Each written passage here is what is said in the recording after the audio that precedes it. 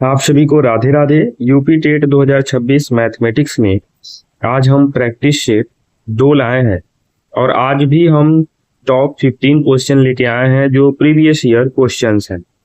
तो स्टार्ट करते हैं। फर्स्ट नंबर आज का जो क्वेश्चन है वो आपका रहने वाला है कि प्रथम 10 अभाज्य संख्याओं का योग क्या है। अब देखिए 10 अभाज्य संख्या के बारे में बात हो रहा है।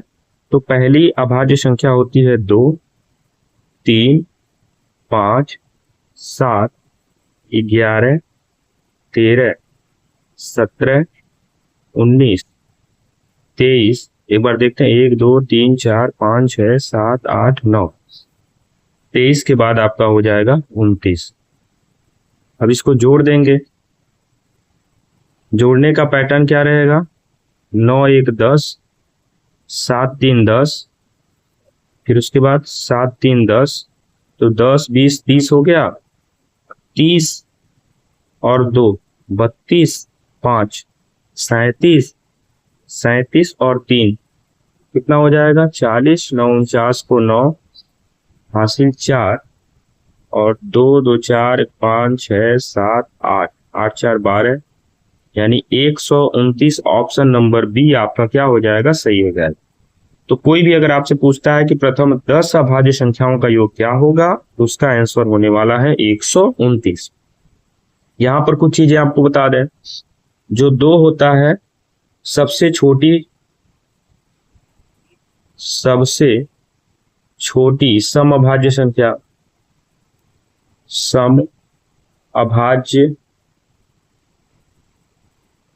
संख्या आपकी क्या है? 2। और 2 एकमात्र ऐसी संख्या है जो आपकी सम भी है और अभाज्य भी। अगले प्रश्न की ओर बढ़ेंगे। प्रश्न संख्या 2 आपके सामने ये रहा। प्रश्न संख्या 2 में कह रहा है कि संख्या 2345 में 3 के स्थानीय मान लोकल वैल्यू, इसको प्लेस वैल्यू भी हम लोग कहते हैं। क्या कहते हैं? Place value. और अंकित मान फेस वैल्यू में क्या अंतर है? 2345 में जो 3 है उस 3 का जो स्थानीय मान होगा, जिसको हम लोग कहते हैं लोकल वैल्यू या फिर प्लेस वैल्यू, वो रहने वाला है 3 का 3 रहेगा और इसके बाद जितने अंक होते हैं उतने 0 लगा दिए जाते हैं। इसी 3 का अगर हम बात करें अंकित मान क्या होगा, जिसको हम लोग कहते हैं फेस वैल्यू, तो आपको बताया गया होगा कि जो अंकित मान होता है वो जो भी अंक है वही लिख दिया जाता है। तो 3 का अंकित मान 3, और जब यहाँ पे अंतर निकालने जाएंगे तो आपको मिलेगा 297, जो कि ऑप्शन नंबर ए आपका सही मिलेगा। अगले प्रश्न की ओर बढ़ेंगे। प्रश्न संख्या 3। अब यहाँ पे देखिएगा, यदि किसी वर्ग की प्रत्येक भुजा को 20% बढ़ा दिया जाए तो उसके क्षेत्रफल में कितने प्रतिशत की वृद्धि होगी? यहाँ पर वृद्धि प्रतिशत पूछ रहा है, वृद्धि का प्रतिशत पूछ रहा है। तो इसको निकालने का एक फॉर्मूला होता है x plus Y plus X Y upon में 100। इस फॉर्मूले से आप लोग निकालेंगे। अगर वर्ग या फिर आयत दिया है और वहां पर लंबाई चौड़ाई में वृद्धि होगा, यहाँ पर तो केवल वर्ग है तो वर्ग में लंबाई चौड़ाई दोनों समान होता है, तो प्रतिशत वृद्धि निकालेंगे तो आपका x के जगह पे भी 20 होगा और y के जगह पे भी 20 होगा।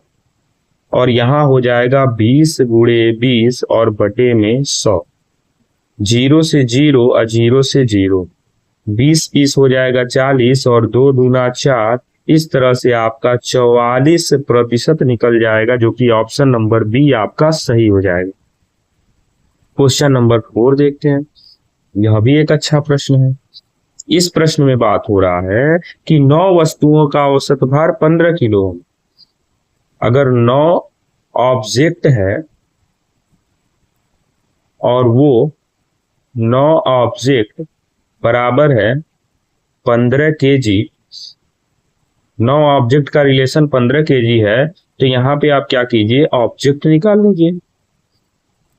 तो ऑब्जेक्ट हो जाएगा 15 गुणे 9 इज इक्वल टू 15 नवा होता है 145 kg।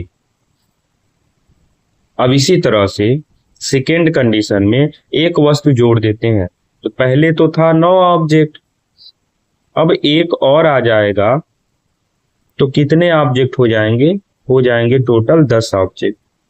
अब 10 ऑब्जेक्ट का रिलेशन बता रहा है कि इनका माध्य जो है भार 16 किलो है। तो यहां से भी ऑब्जेक्ट का वेट निकाल लेंगे। तो 16 गुणे 10 हो जाएगा तो बन जाएगा 160 kg। और 10वीं वस्तु का भार क्या है? तो आप क्या करेंगे? 160 में से 145 को घटा देंगे। अब यहाँ पर जब घटाने जाएंगे तो यहाँ पे आपको सीधे सीधे मिलेगा 15 kg, जो कि ऑप्शन नंबर सी आपको देखने को मिलेगा। यानी 10वीं वस्तु का जो भार है वो 15 किलो का है। अगले प्रश्न की ओर बढ़ेंगे, प्रश्न संख्या 5। अब प्रश्न संख्या 5 आपके सामने ये रहा। एक समबाहु त्रिभुज है, उसका क्षेत्रफल। फिर देखिएगा एक अच्छा फॉर्मूला यहाँ पे बनेगा। लास्ट जो प्रैक्टिस सेट था उसमें बताया गया था कि समबाहु त्रिभुज का जो क्षेत्रफल होता है, समबाहु त्रिभुज का क्षेत्रफल जो होता है वो होता है करड़ी में 3/4 गुणे भुजा का स्क्वायर। ये हो गया फॉर्मूला। अब इसी फॉर्मूले से आप सॉल्व कीजिए। तो समबाहु त्रिभुज का क्षेत्रफल बराबर करड़ी में 3/4 और भुजा है 8, तो हो जाएगा 8 का स्क्वायर। करड़ी में 3/4, 8 का स्क्वायर होता है 64, और 4 से ये कितनी बार में जाएगा? 4 एकम 4 और 4 छके 24। इस तरह से आपको 16 करड़ी में 3 देखने को मिलेगा, जो कि ऑप्शन नंबर ए आपका करेक्ट हो जाएगा। अगले प्रश्न की ओर बढ़ते हैं, प्रश्न संख्या 6। प्रश्न संख्या 6 आपके सामने कुछ ऐसे है। यदि किसी संख्या का 3/4 भाग, यानी कोई संख्या मान लीजिए x है, x का 3/4 भाग उस संख्या के 1/3 भाग से 15 अधिक है। यानी ये जो है वो इसी संख्या का जब 1/3 भाग कर दिया जाए तो कितना अधिक हो जा रहा है? 15 अधिक। तब जाके ये दोनों बराबर है।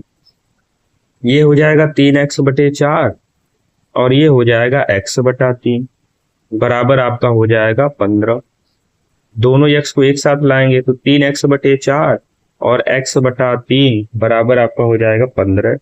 ये देखिए बराबर हमने लिखा है, ये प्लस है, ठीक है, क्योंकि 15 अधिक है। माइनस कर दीजिए, एलसीएम लेंगे कितना हो जाएगा? 12। 3 तिया 9 और यहाँ पर 4x, ये बीच में आपका क्या है? माइनस है, और बराबर में हो जाएगा 15। सॉल्व करेंगे कितना हो जाएगा? 5x/12 बराबर 15। 5 तिया 15, तो x का मान 12 तिया 36, तो ऑप्शन नंबर बी आपका क्या हो जाएगा? सही हो जाएगा। क्वेश्चन नंबर 7 देखेंगे। 7 आपके सामने कुछ इस तरह से है कि अगर a के जगह पे 2 रख दिया जाए और b के जगह पे 3 रख दिया जाए तो a के घाते b और a के घाते b के घाते a का मान क्या रहने वाला है? तो 2 के घाते 3 और 3 के घाते 2, तो 2 के घाते 3 का मान होता है 8, 3 के घाते 2 का मान होता है 9, 9 8 होता है 17। ऑप्शन नंबर ए आपका सही हो जाएगा। अगले प्रश्न की ओर बढ़ते हैं। यह भी प्रश्न प्रैक्टिस सेट 1 में बताया गया आपको कि अगर 2 संख्या है, एलसीएम एचसीएफ है, तो कैसे? शायद यही क्वेश्चन है क्या? आप देखते हैं। First into second is equal to होता है एलसीएम इंटू का एचसीएफ। पहली संख्या 24 है, दूसरी संख्या निकालनी है। एलसीएम है 72, एचसीएफ है 12। 12 एकम 12, 12 दूना 24, और 2 से जाएगा 36 बार में, तो सेकेंड आपका नंबर जो आ जाएगा वो 36। ऑप्शन नंबर बी आपका सही हो जाएगा। अगले चलिए प्रश्न संख्या 9 देखिएगा। इसमें कह रहा है 100 और 200 के बीच आने वाली उन सभी संख्याओं का योग क्या है जो 6 से कट रहा है। ठीक है, क्या करेंगे? 6 से जिससे विभाजित करना है उसी से भाग दे देंगे। 6 कम 6, 10 में से 6 जाएगा 4 और ये आ जाएगा 0। 6 छाक 36, कितना बच जाएगा 4। इस 4 में हम अगर 2 और मिल जाता हमको, ये 6 से कट जाता, और ये जो 2 मिल रहा है वो 6 में नहीं, इस 4 में नहीं बल्कि 100 में चाहिए, तो पहली संख्या हो जाएगी 102। 6 जोड़ेंगे तो हो जाएगा 108। पहली दूसरी मिल गई, बस यही चाहिए। और अंतिम संख्या पता कर लीजिए। अंतिम संख्या आपको कैसे मिलेगी, फिर 6 से 200 को भाग दीजिए। 6 से 200 को भाग देंगे तो यहाँ पे क्या मिलेगा, 6 त्रिकी 18, 2 बचेगा, फिर यहाँ पे आ जाएगा 0 और 6 त्रिकी 18, और यहाँ पे कितना बच गया 2। अब यहाँ पर ध्यान दीजिएगा, अगर ये 2 नहीं होता तो हमारा काम चल जाता, यानी लास्ट आपकी बन जाएगी 198। समझ में आ गया। अब बस यहाँ पे ए की वैल्यू है 102, डी की वैल्यू आपकी 6 और ए एन की वैल्यू आपकी हो जाएगी 198। तो पहले एन की वैल्यू निकाल लीजिए। एन की वैल्यू निकाल लीजिए, फिर जोड़िए। तो एन की वैल्यू निकालने के लिए क्या करेंगे, A N is equal to A plus N minus 1 into D, एक फॉर्मूला होता है। तो ए एन आपका कितना है, ए एन आपका है 198, ए आपका है 102 और n माइनस 1 और d आपका है 6। 198 में से 102 जाएगा तो आपको मिलेगा 96 बराबर n माइनस 1 इंटू 6। अब 6 से इसको काटेंगे तो हो जाएगा 6 कम 6 और 6 चौका 6 त्रिकी 18, 6 छाको 36। तो यहाँ पर 16 बराबर n माइनस 1 माइनस 1 प्लस हो जाएगा, यानी n कितने हो जाएंगे, 17 हो जाएंगे। अब फॉर्मूला क्या होता है, Sn is equal to n/2 a plus A N, यही फॉर्मूला लगा देंगे। तो S17 is equal to 17/2, a है 102 और ए एन है आपका 198, जोड़ देंगे तो 17/2, 198 और 201, 300 हो जाएगा, और 2 से जाएगा 150 बार में, और 17 × 85 को 5 हासिल 8 और 17 कम 17 और 8 हो जाएगा 25, यानी 2550। ऑप्शन नंबर, कहाँ पे मिस्टेक हो रहा है जी, 17 × 85 को 5 हासिल 8 और 17 कम 17, 17 8 हो जाएगा 25, 2550। ये आपका सही है, यही आंसर होगा। इसमें कोई एक ऑप्शन होगा 25, 50 और यही आपका सही हो जाए।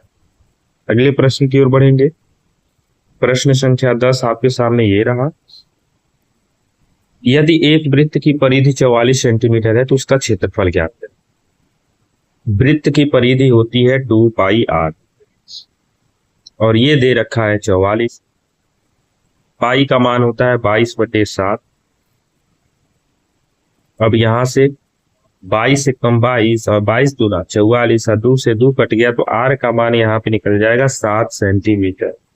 अब क्षेत्रफल पूछा है तो वृत्त का क्षेत्रफल होता है πr², 22/7 गुणे r, 7 गुणे 7, 7 से 7 कटेगा, 22 सतह होता है 154 सेंटीमीटर स्क्वायर, यानी ऑप्शन नंबर ए आपका क्या हो जाएगा, सही हो जाएगा। अगला प्रश्न देखिएगा 11 नंबर। कौन सी संख्या एक पूर्ण वर्ग नहीं है। 10, 24 जो है, अगर आप ध्यान से देखें 10, 24 अगर निकालें, हम बता दे रहे हैं आपको, तो ये हो जाएगा 3 तिया 9 और 1 बचेगा और 24 पूरा का पूरा यहाँ पे आ जाएगा। जोड़ा बनाते हैं यहाँ पे, यहाँ जोड़ेंगे 3 3 6। अब यहाँ पे देखिए, अगर यहाँ पे ऐसी संख्या लिखें जो यहाँ पे 4 आना चाहिए, तो 2 दूना 4 आता है, 2 दूना 4 और 2 छक्के 12। इस तरह से ये 32 का वर्ग होता है। तो ये तो ऑप्शन होगा नहीं। ये देखिएगा 4 × 20 ये आपका होता है 45 का वर्ग, ये हो जाएगा 50 का वर्ग, ये आपका वर्ग नहीं बनेगा किसी का। तो ऑप्शन नंबर डी, बी, सी, ए ये गलत हो जाएगा। अगले प्रश्न की ओर बढ़ते हैं। 1 से 50 तक की संख्या के वर्गों का योग, ये लास्ट क्वेश्चन हमने बताया था, संख्याओं के वर्गों का योग। संख्याओं के वर्गों का योग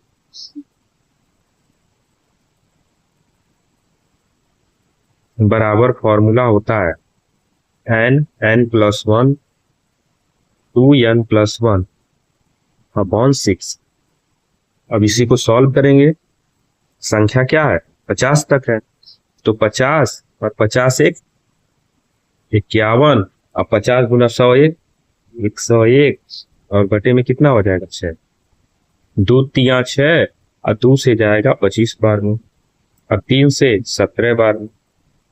अब देखिएगा, अब यहाँ पे इकाई काउंट भी पकड़ सकते हैं। 7 × 5 = 35, अब 35 से कम यानी इकाई के स्थान पे 5। ऑप्शन नंबर ए आपका सही हो जाएगा, कुछ करना ही नहीं था। लास्ट में आपका 5 आएगा तो एक ही ऑप्शन में आ रहा है तो डायरेक्ट आप कर सकते हैं। प्रश्न संख्या 13 देखिएगा, यह भी एक अच्छा प्रश्न है। अगर लंबाई 12 चौड़ाई 5 है तो विकर्ण क्या होगा? जो विकर्ण होता है, जो आयत का विकर्ण होता है, वो करड़ी में लंबाई का स्क्वायर और प्लस चौड़ाई का स्क्वायर होता है। तो लंबाई का स्क्वायर कितना हो जाएगा? 144 और 5 का स्क्वायर कितना हो जाएगा? 25। ये बन जाएगा 169 और 169 का वर्गमूल क्या होता है? 13। तो ऑप्शन नंबर ए आपका सही हो जाएगा। प्रश्न संख्या 14 देखिए, जो हमारे पास अमाउंट है वो अमाउंट क्या हो जा रहा है? प्रिंसिपल का ट्वाइस हो जा रहा है, डबल हो जा रहा है। और जो भी हमारा इंटरेस्ट है उसमें जब प्रिंसिपल को ऐड करते हैं तो अमाउंट मिलता है, और जो इंटरेस्ट है वो आपका अमाउंट 2p है और प्रिंसिपल माइनस कर देंगे तो इंटरेस्ट भी हमारा p आ जाएगा। तो ब्याज यानी p है, मूलधन आपका p है, दर आपको निकालना है, समय लग रहा है 10 और बटे में कितना है? 100। b से p कैंसिल, 0 से 0 कैंसिल, r का मान हो जाएगा 10 और जो दर होता है वो प्रतिशत में यानी 10% आपका हो जाएगा आंसर। अगले प्रश्न की ओर बढ़ते हैं। प्रश्न संख्या 15 और आज का लास्ट प्रश्न। करड़ी में 0.01 का मतलब हो गया 1/100, 0.81 का मतलब हो गया 81/100, 1 का वर्गमूल 1, 100 का वर्गमूल 10, 81 का वर्गमूल 9, 100 का हो जाएगा 10। तो 10/10 यानी हो जाएगा 1 को 1.0 भी लिख सकते हैं। ऑप्शन नंबर सी आपका करेक्ट हो जाएगा। तो आज प्रैक्टिस सेट 2 में आपको 15 क्वेश्चन ऐसे कराए गए जो सारे के सारे पीवाईक्यू क्वेश्चन हैं, जो यूपी टेट में पूछे गए प्रश्न।